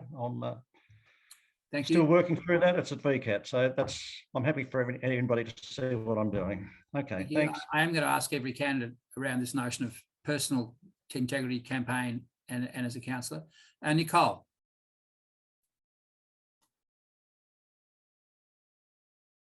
I almost forgot, sorry.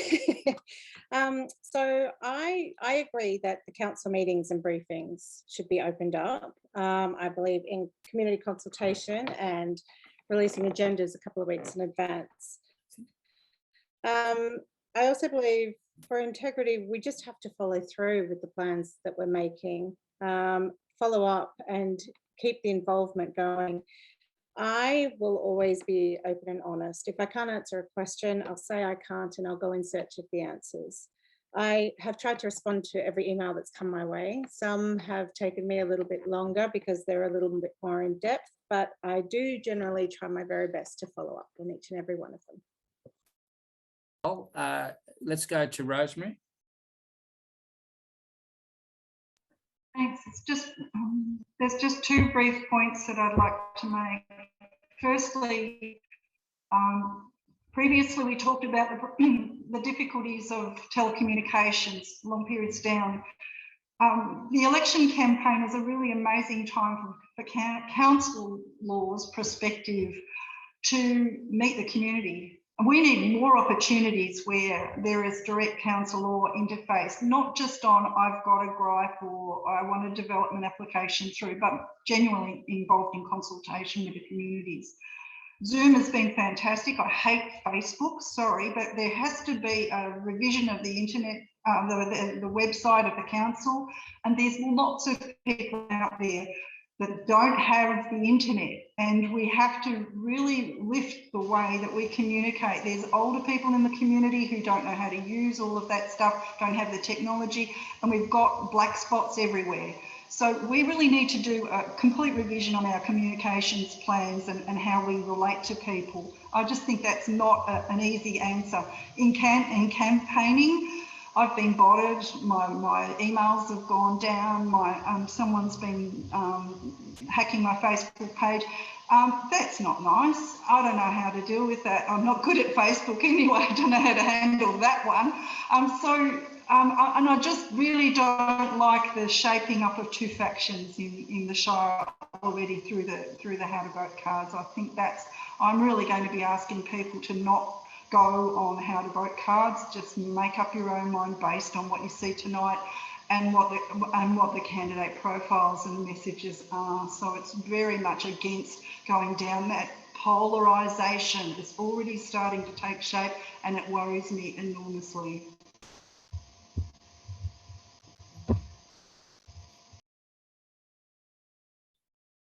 John.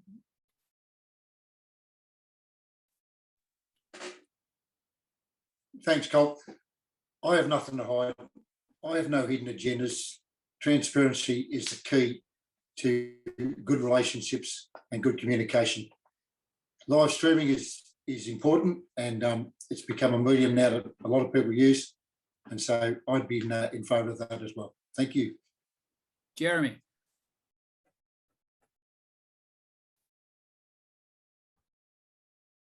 You're on mute, mate.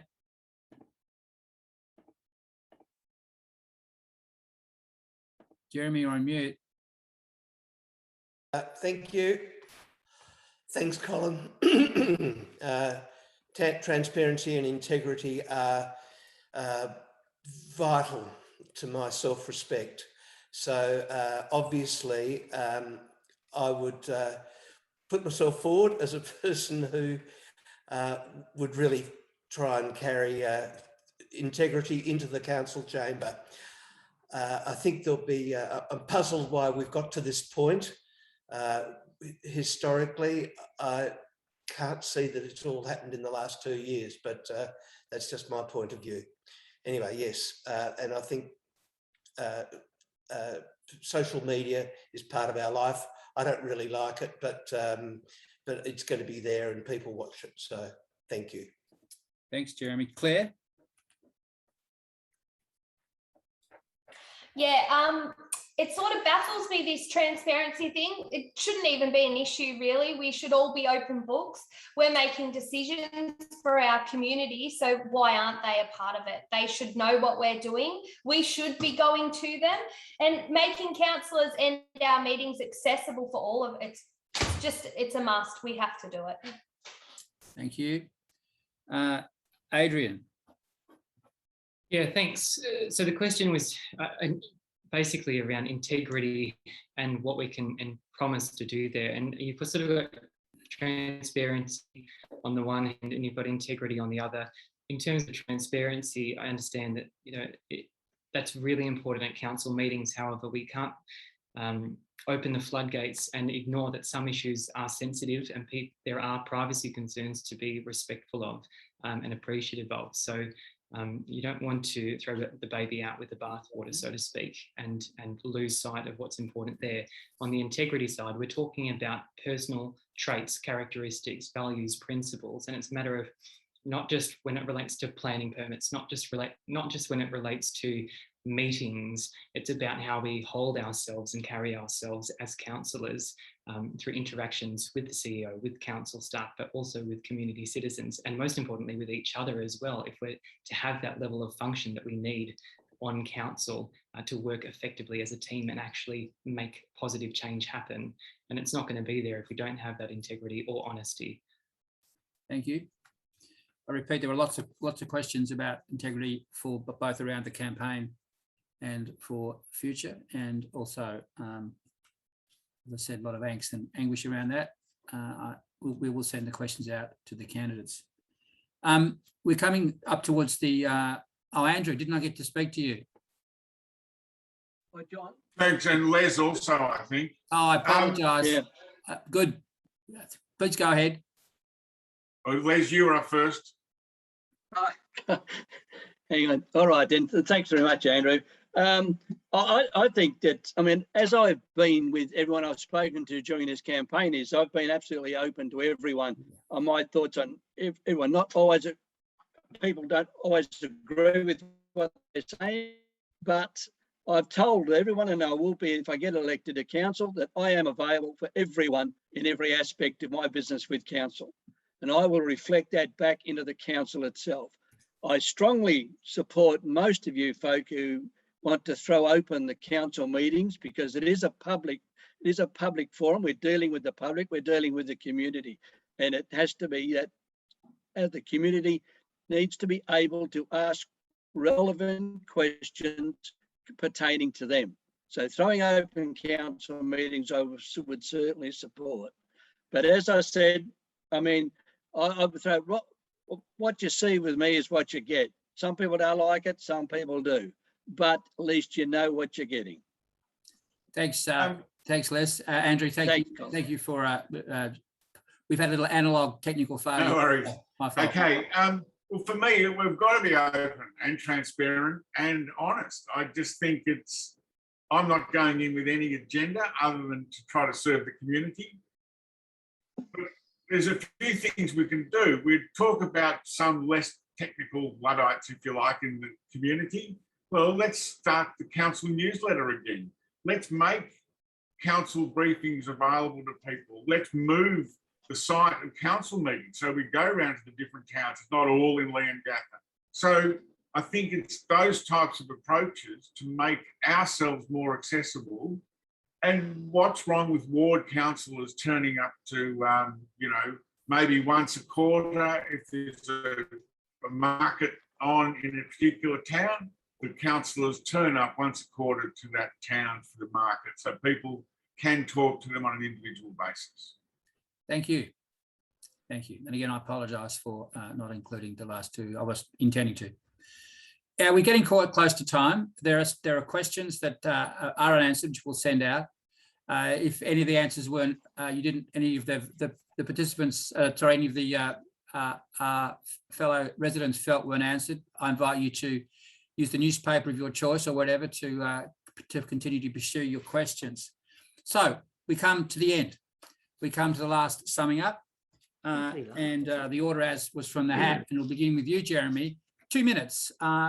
Just please reiterate, conclusion, maybe make a stronger point or an affirmation. Over to you, Jeremy. Be careful of being on mute. Lovely. Thanks, Colin. Okay, very briefly. The Great Southern Rail Trail hasn't created a lot of conversation tonight, and yet I see it as something vital for our visitor economy. We have a situation in Leongatha at Roughhead Street where we have two problems. One is the Kamikaze Corner by the post office, and the other is the safe crossing of the Great Southern Rail Trail across Roughhead Street. Now, I've met with Danny O'Brien there, and the term Kamikaze Corner has now been put forward. Danny started a petition in Parliament.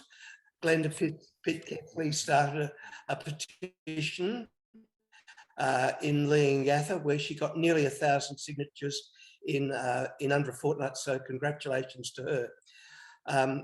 Very briefly, the heavy vehicle bypass will come through that intersection, and traffic lights are part of that that equation. The thing I would like to see, and now Russell Broadbent, his office is coming on board, is traffic lights which will rectify both problems, not just the safe crossing, but also the intersection. And that is something that I've talked to politicians at all levels about, and that was something I would really like to see resolved as we move forward. So thank you. That's something I feel strongly about. Thank you.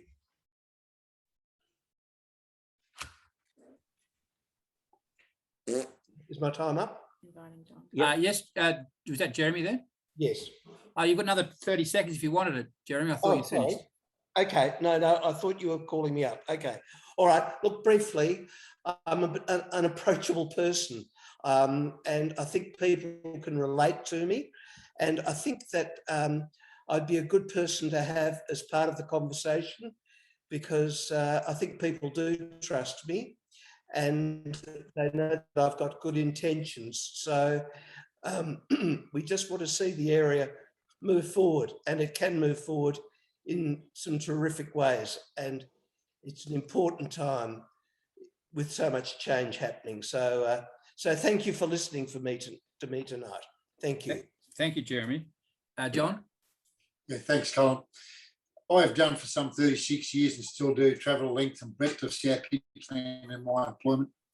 Speak to many business people and general public on many issues confronting them. I'm also in touch with locals through my presidential role to Leongatha District Cricket Association, where I also umpire, and I'm currently the Vice President of Leongatha Football Club, where recently I assisted the member clubs in returning to their own governance of the competition as a member of the League Subcommittee. My aim, should I be elected, is to take the Shire back to the people, where our residents can feel that as ratepayers are important to our South Gippsland structure. A recent work-related inquiry to the engineering department of the Shire saw three of their team come to our office and discuss and advise us on the best way to bring about an upgrade. It was heartwarming to discuss the project in familiar surroundings and have the required information at hand when we finished. This is where I'd like to get to. Through the CEO, Karen Ellis, have the staff mix with the community as much as practical. Relationships are then created, and from them, trust is achieved and action occurs. Our smaller communities are largely driven by volunteers, and their efforts need rewarding by continued and hopefully increased grant availability. Projects such as the Tarwin Valley Campcraft Facility, the Leongatha BMX track, the Fish Creek netball courts replacement, and the Melbourne North Market are terrific initiatives of their community, and we are all indebted to those who give their time freely to make these happen. There are many buzzwords used in the community, such as providing RV-friendly towns and easily accessible free camping. Once again, these need to be considered based on the success of that strategy in Leongatha. All candidates have discussed the word collaboration. This can only be achieved through forming strong relationships and a trust in each other. I'll drive that should I be elected, as all councillors will have different skill sets, which we will need to tap into to take our Shire back to where it once was and lift that satisfaction rating for our ratepayers to the best level possible. It's achievable, but we must be prepared to come out of our comfort zones to make it happen. Great. Please give John Skelling your vote of confidence by placing me on your vote card with a low number. And I very much appreciate the opportunity to address the forum. Thanks, Colin. Thank you, John. Andrew. Well, thanks, Colin and Jen and Jeanette for hosting tonight. I want to work for this community. I work collaboratively. I work in a team environment. I feel I have a lot to offer in terms of my skills and experience. I'm enthusiastic. And there are things that we haven't mentioned tonight, like rabbits. I'd love us to have a rabbit strategy for the Shire. And weeds would be the other one. But we need like a stronger arts community, cottage industries and the like. We need to help people develop their own small businesses so that we can work with them and help them along, and so not have council red tape stand in the way of someone's ambition and their drive. We need to look at housing issues. We need to look at our relationship with First Nations people. We need look at land management. That obviously there's thousands of generations of history and experience that we should be tapping into. It shouldn't be an afterthought. It's something that the council should be driving and being receptive to. I think South Gippsland has so much to offer that whoever gets elected, and I am urgently saying to you all, vote one Andrew Corcoran. I can't help it, that's why I'm here. But we need to work together. The 9 people who get put up to represent this society can work together, must work with council staff, must represent the views and ambitions of our community. And I'm really hopeful that after tonight and watching the last 2 nights as well, that whichever 9 people get put up as our councillors should be working on behalf of all of us with a clear goal, clear directions towards the future, and working in an open and honest, transparent way. So thank you all, and good luck to all of you, even though most luck to me. Thank you very much. Thank you, John. Thank you, Andrew. Rosemary. Thanks. Thank you so much for hosting this forum. And it is, I think, the first step in bringing about a complete revolution in the way council operates. So well done and thank you. I want to start by being show the first disagreement respectfully with Jeremy. I have to say that the time has passed when we have our roads designed by politicians. Thank you. And I mean that in all honesty, that if you look at the history of the intersection in Leongatha, you will find it was through a politician offering a significant amount of money to channel heavy vehicles through the centre of town. I think there's a lot of wasted money going on in the Shire by poor design. And I have to say, one of the things that I'm really worried about is the construction of a car park along the railway line, which is 2 to 3 stories high, without contemplating how people are actually going to get back into where they're going to, that is the shopping centre. So I'm seeing terrible, terrible termism, excuse me, and a waste of money. And I really want us to look very carefully at the way we do our tendering and contracts in the process. I'd like to see revitalisation of our small towns. I'd like to see made local as well as buy local, so that we're encouraging local industry and local job creation. It's not just about buying here, it's about what we're buying, and it's local stuff that we need to be buying, because we produce wonderful things here and we need to really emphasise and build that. I'd like to refine our arts and culture policy. I think that really needs work, because we do need a centrepiece arts and performing arts centre, and I think the Memorial Hall is a very good foundation for that. But I also think that it has to be hand in glove with the 28 community halls and localities around, and all the private venues as well. We need arts and culture as a really substantial. Already pre-COVID was really substantial in our community, but needs to be facilitated. Some of those smaller halls need performing arts platforms, and they haven't been able to get through to the administration or councils to get that over the years. I'd like to see our contract system revised, and in that I'd like to really put town planning and the contracts on notice. Really, they need, through the CEO, very respectfully, but we need to look at that. But fundamentally, it's our policies and our strategies and our designs. We're wasting so much money and we should not be doing that. Thank you. Thank you, Rosemary. Les. Yes, thank you, Colin. What I really wanted to do is, I didn't quite get to finish what I wanted to say in the first verse, because I was a bit longer than the 3 minutes, but I'd like to say, so we need to be living within our means as a council, constant review on the council's financial management, demonstrating it is able to fund the day-to-day running of the council, making sure the use of funds is relevant to the needs of the community, maintaining good debt management, which is very, very important, with KPIs so that we can measure on how we are travelling in all these areas, ensuring the correct priorities are set in place. Now, as we all have a wish list, right? And we all have some sort of expertise in our lives that we can offer to council.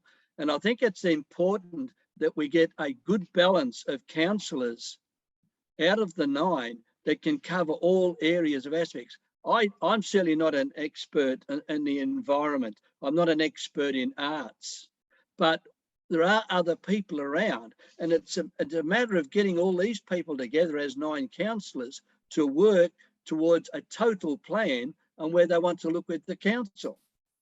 And we have all these different skill sets, which are tremendous. We have some really, really clever people in standing for council. And I think it's important that they all work together. As a councillor, I will work with all the elected councils to see that the interests of the communities are paramount. I'm asking for people, if they believe that I can make a difference to the community, I am asking for their vote in this particular election. Right? And if they do vote me as a councillor, you will get 100% on everything I tackle. As I said, I'm not an expert on everything, but there are some areas that I have a bit more knowledge than other people. And I can also rely on others around me to give me knowledge that I want. And I think that's the important thing of everyone, is to talk to other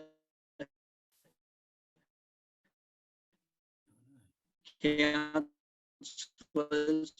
and to work with council to get an overall goal. And that's what we want to try. Is listening to this have a listen to it and just sit back and listen to what's being done. I look forward to the voting day. If I'm successful, you won't regret it. If I'm not successful, I'm going on a long holiday. All right. Thank you, Colin. Thanks, Les. Good on you. Don. Yes, I'd like to thank the organisers for doing these sessions as well. I've learned a lot about all the candidates in the last 2 days, and I'm quietly excited about the possibilities that this council can have after the election going forward to bring in what the community wants. When I came to South Gippsland in 2007, I saw community for the first time, and I want to be a part of that community going forward. I want to contribute what I can where I can, and I believe in the time I've been involved with council and the community so far, I've done that, and I want to continue doing that for the community and to represent the whole Shire. I've been quite pleased hearing the various candidates' comments today about collaboration. The council has to collaborate together. The 9 councillors have to collaborate. And if the 9 councillors, and if I'm one of those 9 councillors, choose to do so, I would hope that within 3 months of the election, we would bring back public presentations to council. We would reintroduce public question time, call for a review into a 0 rate rise in 2022. We would approve the Agnes Falls platform, not in my ward, but a crucial thing that should have been done, and review the Corrinborough hub location, and begin work on restoring and improving openness and transparency processes. There's a lot of work to do there. To review the staff governance and culture, and I must note that the state government has introduced a huge inquiry into staff culture at councils, and I believe there's an issue there we need to address. We would hopefully start work on the 10-year community vision for the Shire, such that the community are involved with this production of this vision, not just shown it at the end after it's been produced by the staff. This is so crucial to have a 10-year community vision that comes from the community. It needs to be done differently to the way it's been done in the past.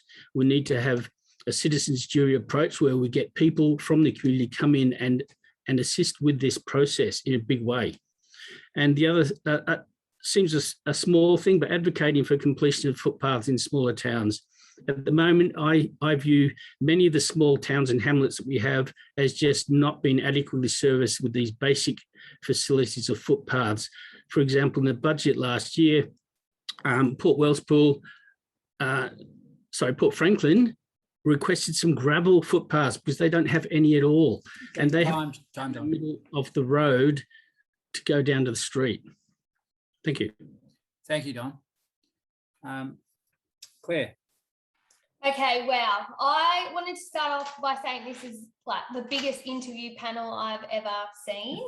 And thank everyone for coming to meet your candidates and see who's here and who aligns with your values and whereabouts they sit. So it's really good to have you all here. So thanks for taking the time. Councillors are here to represent you. I'm a curious person and I look for all perspectives on issues. You will be heard by me and I will investigate. I am running to represent you. You are my boss. You're putting me there for a reason, and that's to plan for your future. Supporting our groups and volunteers, it goes without saying, because they're the social side of everything. We need them. And please get in contact with me. I'm really responsive.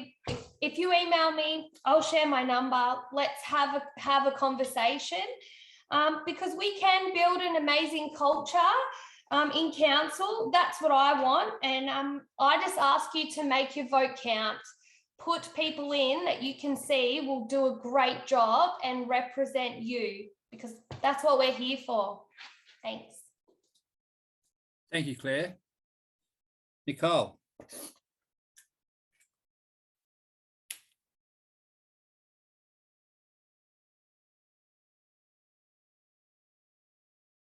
Nicole, you're on mute. Still on mute.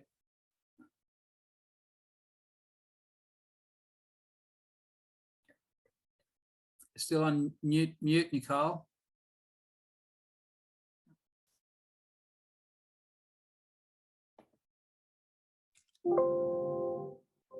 Press Alt-A.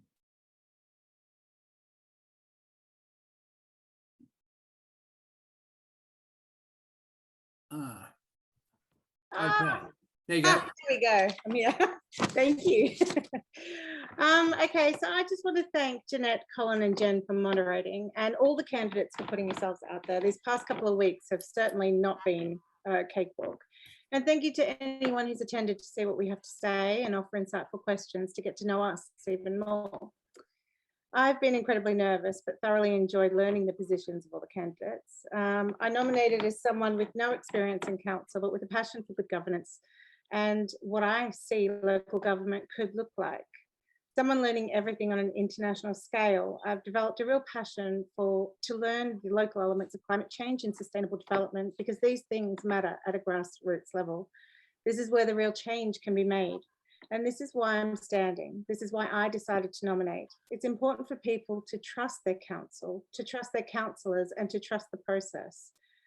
I feel it's important that we can trust our politicians and have faith in them. And that's why I am trying to demonstrate a new form of politics, one founded on respect, compassion, empathy, and a desire to hear how we can serve the community by listening and representing your interests. For large towns and small towns, making sure every voice is heard, not just the loudest. I realise that the council can't act on everything that is raised, but transparency and clarity will ensure that everyone has a chance to be heard. And if elected, I'll throw myself completely into the role and give it everything I have. Vote 1, Nicole. Thank you, Nicole. Lindsay. Right, there's been, I think there's been a lot of unanimity in the way people are wanting to approach things, but I've been watching council pretty particularly for the last 5 years, and I'm sort of disappointed with the community engagement that we've been getting, and I see we can do a lot better with that. We need to be able to give people a chance to be fully engaged, give the instructions to their feedback to the councillors, so that we can do a proper job in representing them in the decisions that were made. But the community was probably disappointed to know that there's a lot of projects that council have got on the books that haven't sort of gone anywhere. We've got Coal Creek, costs us $500,000 a year. I put out a plan for reinvigorating that. We spent money on a marina proposal at Port Wellspool. It's still gathering dust on shelves, but that could be a great tourist facility for us. I've chased up on the underpass at Leongatha, trying to get the risk assessment out of council for that. It's not available. What's done is not overcoming the risk. So we need to see that. There's a proposal for a childcare centre at Nyora, listed on the books. Nothing's happened about that. It's supposed to be 2021. So that's not happening. We've got the South Gippsland coastal strategy, and that's sitting gathering dust as well. So whilst people might have lots of ideas about what they can and can't do, we've got a lot of things we can do that's already on the books, just a matter of getting out there and saying, let's do it, and making the place better. So I'm still there for reduced rates and trying to get a more efficient council. There's lots of issues with road maintenance. I've taken some of those up with the council just recently. And some of those come back from poor design initially. So it's not hard to fix a lot of those things. Council also had in the youth strategy, nothing for us without us. So unless we start engaging with people, we won't find out what the people want. So that's where the us comes in. Engage with them and find out for it. So then we get something for us.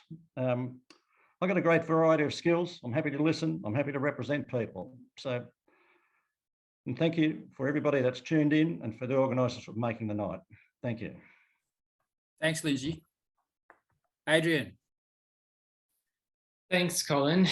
And thank you to everyone who's still here at 9 o'clock after sitting through 2 hours of a lot of what some people might call waffle. And hopefully I haven't waffled too much. Hopefully you've also had a chance to refill your bubbly at some point this evening. And I just want to convey an appreciation to all the other candidates who are here tonight, because I don't know if in the audience, I don't know if you realise, but how nerve-wracking it is to have an audience of over 100 people watching you and watching you just as yourself. And I've performed a lot professionally and also in amateur circles locally, and that's fine, you're playing a different character, but here you're very much yourself. So it's a great way to humble yourself and realise that we are all fallible. So I hope you can appreciate that. Look, I'm not going to do much of a political pitch. You don't need that. It's late in the night. We don't want someone that thinks they have all the answers. We need someone who knows how to ask the right questions. And I'm happy to have a conversation with anyone who's been here tonight or anyone who's watching this beyond tonight. My number's freely available through the VEC website, and I'm more than happy to have a chat right after this session as well. Jen Anderson, I'm happy to follow up with that housing question because I think I used the word balance about 5,000 times. Look, it's time for a better way forward, as we all well know, because those who don't learn from history are doomed to repeat it. Thank you. Thank you, Adrian. Thank you, everybody. Thank you, over 100 participants, audience members tonight, 10 candidates, all putting their best foot forward. For Jen and I, we've now done these 3 times across the Shire. Next time, whoever runs them, I hope we can be done face to face. Can I just please say thank you to Jen? She's been quite remarkable. She's really been, there's been so many questions, shuffling paper, and I certainly couldn't have been relatively smooth on air for all my fumbles and mistakes. Jeanette. Well, thanks, Colin and Jen and all the 10 candidates and the 128 total participants tonight. I'm not going to say anything more except thank you for your participation. Stay safe, stay well, vote well, and good night. Thanks, everyone. Thanks, everyone. All right. Good night, everyone. Good night. Night. Good night. Good night. Go on, Pete. Pit. Pit. What? Pete. Spell it. P-I-T-T.